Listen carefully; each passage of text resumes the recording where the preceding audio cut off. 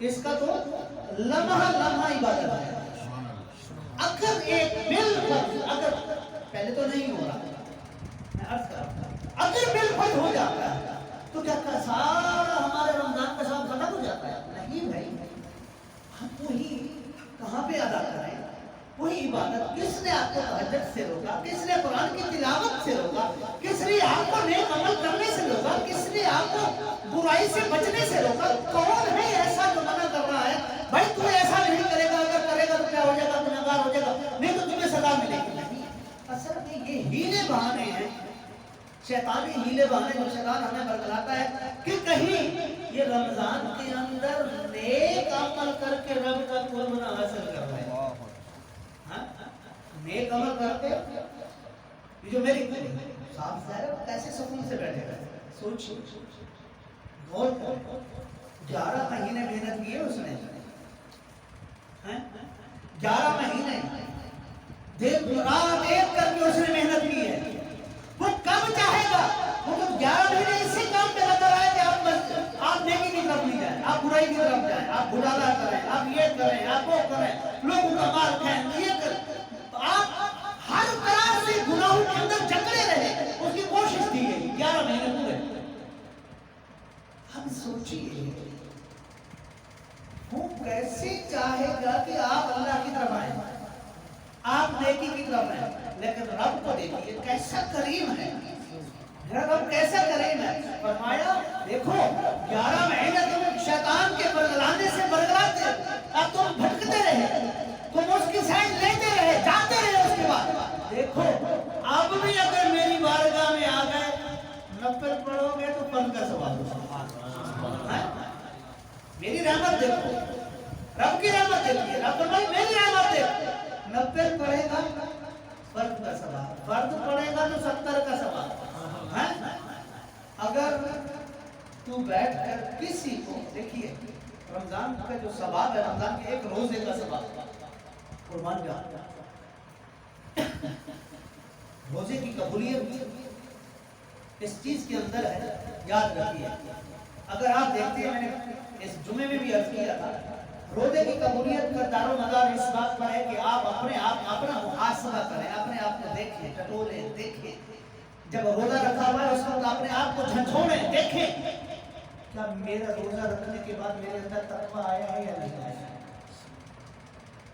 جھنجھوڑیں، اپنے آپ کو ٹٹولیں، دیکھیں، پرکھیں کہ میرے اندر تقویٰ آیا ہے نہیں آیا. اگر تقویٰ آیا تو مبارک قبول ہے. کیوں؟ مقصد یہی تھا یا ایھا الذین آمنوا کتب علیکم الصیام کما کتب علی الذین من قبلکم لعلکم تتقون، تاکہ تم متقی اور پرہیزگار بن جاؤ. تقویٰ آیا ہے تو مبارک ہو، رب کی طرف سے قبول ہو گیا. اگر دیکھتے ہیں کہ معمولات زندگی ویسے ہیں یا اس سے بھی برے ہو گئے، پتہ چلا پہلے تو کم پہ کام چل رہا تھا، اب سپیڈ بڑھا دی ہے. پہلے تو کم گناہوں کی طرف تھے، اب سپیڈ بڑھ گئی ہے، گھٹالے کی طرف اور زیادہ بڑھ گئے ہیں. تو اس کا مطلب ہے تم اپنے روزے کی فکر کرو. کیوں؟ وہ مقصد حاصل نہیں ہو رہا تھا. اللہ تتقون، رب نے جو فرمایا ہے متقی اور پرہیزگار ہو جاتا، تقویٰ اختیار کرو، یہ وہ نہیں ہوا. رسول اللہ علیہ السلام کی سیرت کا مطلب یہی ہے. یہ جو محافل ہیں، محافل میلاد کہتے ہی اسی کو ہیں کہ میری اور آپ کے پیارے نبی صلی اللہ علیہ وآلہ وسلم کی سیرت کے کچھ پہلوؤں کو سامنے لایا جائے. اب یہ شیطان کے برگلانے کے طریقے ہیں. یہ ہو گیا سب مساجد پر یہ ہو گئے. دیکھو جی فاصلے کھڑے کر دیے، فاصلے رکھ لیے، یہ کہاں کا اصول ہے؟ بھئی آپ ادا کر رہے ہیں، میرے آقا نے فرمایا اگر تم شرعی مجبوری کے تحت کرتے ہو ثواب تمہارے اندر کمی نہیں آتی. جس طرح سے مثال دی، سفر کے اندر نماز ادا کی، 2 پڑھے تو 4 کے پورے کا ثواب ملتا.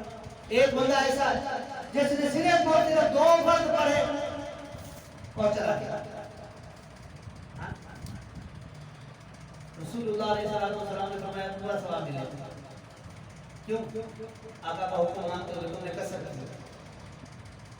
سوچ یہ جو دن ہے رمضان جو ہے نا، رمضان بڑی قیمتی چیز ہے.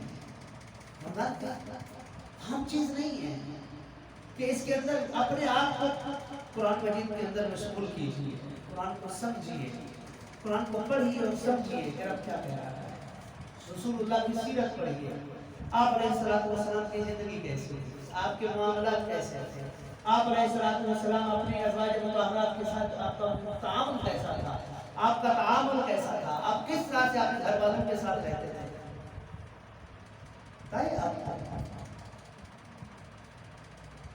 رسول اللہ علیہ السلام آپ علیہ السلام پوری زندگی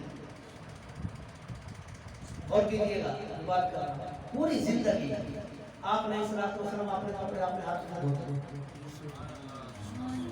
ایک دن کی بات نہیں ہے ملک صاحب، ایک دن نہیں، پوری زندگی۔ اب ہم اپنے آپ کو دیکھ رہے ہیں،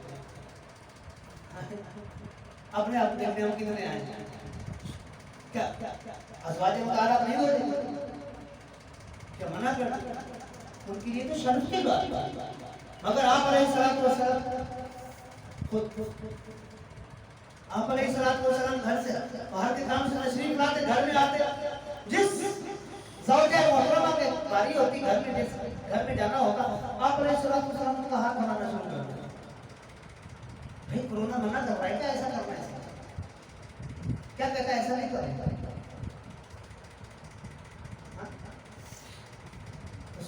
یاد رکھیے رمضان شریف آ رہا ہے، 3 کام ضرور کیجیے پورے رمضان روزانہ، 3 کام ضرور کیجیے گا، ایک یہ کہ ہر رمضان میں ہر رات میں رمضان میں یاد رکھیے گا، یہ نوٹ کر لیں، ہر رات جتنا ہو سکے صدقہ کیجیے، چاہے 2 روپے ہو 10 روپے ہو، ایک معمول بنا لینا، کیوں اس رمضان کے اندر اگر آپ نے روزانہ کی 30 دن اگر 10 روپے بھی یہ کرتے ہیں تو کتنے ہو گئے، 300 روپے ہو گئے صدقہ دیا، اس کے اندر کتنی راتیں ہیں، 5 راتیں ہیں، کون سی کام 21ویں 23ویں 25ویں 27ویں 29ویں ایسے ہی ہے، اب مجھے اور آپ کو پتہ نہیں ہے کون سی شب قدر ہے، لیلۃ القدر کون سی، کسی کو کوئی پتہ نہیں، اگر آپ نے پورے رمضان میں کیا تو اس کا مطلب ہے آپ کو ہر صورت میں لیلۃ القدر میں 10 روپے خرچ کرنے کا ثواب، آپ دیکھیے غور کیجیے جو میں بات کر رہا ہوں، لیلۃ القدر میں آپ نے کیا کیا، 10 روپے خرچ کیے، اور قرآن کریم کے اندر رب خود پوری سورت کے اندر فرما رہا ہے لیلۃ القدر خیر من الف شہر، فرمایا تمہارے 10 روپے خرچ کرنا ایسا ہے جیسے تم 1000 مہینے تم نے اللہ کی بارگاہ میں 10 روپے خرچ کیے، یہ تو ہو گیا، اور رمضان میں 70 گنا بڑھ جاتا ہے، اور فرمایا قرآن کی آیت ہے اللہ کی ينفقون اموالهم في سبيل الله كمثل حبة انبتت 7 سنابل في كل سنبلة 100 حبة، اس میں 700 اور ذرا دیجیے، صرف ایک کام یہ کہ ہر روز کوشش کریں رمضان کی رات میں کچھ نہ کچھ کریں، کچھ نہ کچھ رب کی راہ میں خرچ کریں، دوسرا کم از کم روزانہ ایک تسبیح شریف کی ضرورت پڑے، کم از کم، ٹھیک ہے، ایک تسبیح شریف، وہ بھی لیلۃ القدر میں کتنی حساب لگائی، کم از کم، اور ایک درود شریف اور ایک استغفار، یہ 2 تسبیح لازمی طور پر جانا۔ تیسرا کام کیا کرنا، جیسے ہی سحری کے لیے اٹھتے ہیں، سحری کے لیے اٹھتے ہیں کم از کم 2 رکعت تہجد ضرور پڑھیں، 2 رکعت ضرور پڑھنا پڑے، تہجد کے لیے ویسے ہی اٹھتے ہیں، سحری کے لیے تو ویسے، کھانے پینے کے لیے تو ویسے اٹھتے ہیں، سب کچھ ہو جائے کھانا پینا نہیں چھوٹنا چاہیے، ایسے ہاں اب اتنا بڑا دینا ہے، آگے وہ نظر آ رہا تھا، پھر آنکھ بھی جلدی کھل جاتی ہے، آپ کو پتہ ہے آگے اتنا بڑا دن ہے، گرمی کے آنکھ تو ویسے ہی کھل گئی، اب کیا کرنا ہے؟ جیسی آنکھ کھلے وضو کیجیے، 2 رکعت تہجد پڑھ لیجیے. ہاں ایسا کر لیا تو کیا ہوگا؟ رمضان کے 30 یا 29 دنوں کے اندر لیلۃ القدر ہے، یعنی آپ لیلۃ القدر کے اندر آپ کو 2 رکعت نفل پڑھنا، تہجد پڑھنا نصیب ہو گیا. تیسرا یہ چوتھا کام آخری، وہ یہ کریں کہ عشاء کی نماز باجماعت پڑھے، فجر کی نماز بھی باجماعت پڑھے. کیوں؟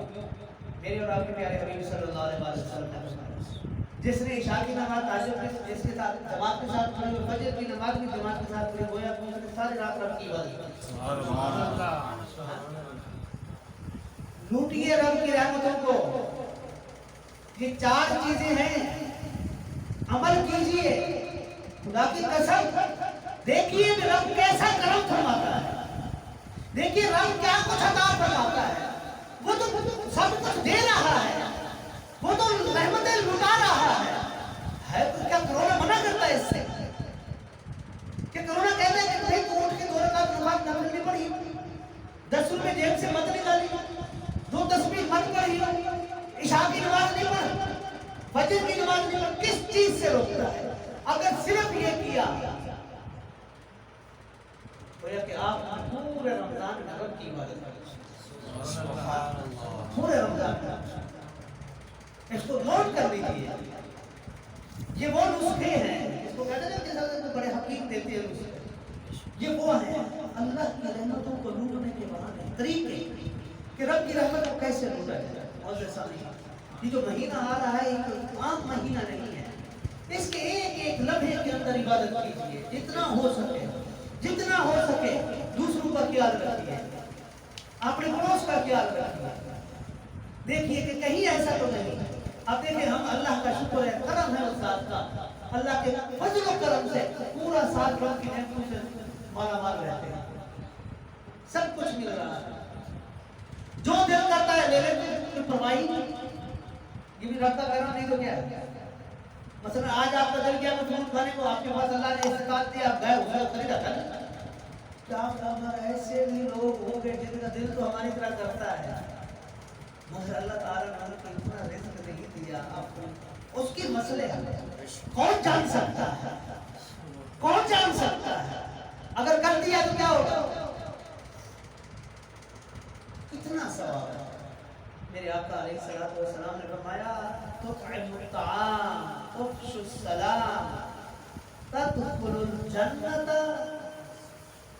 بالسلام. میرے آقا علیہ الصلوۃ والسلام نے فرمایا لوگوں کو کھانا کھلایا کرے، اور فرمایا کس کو؟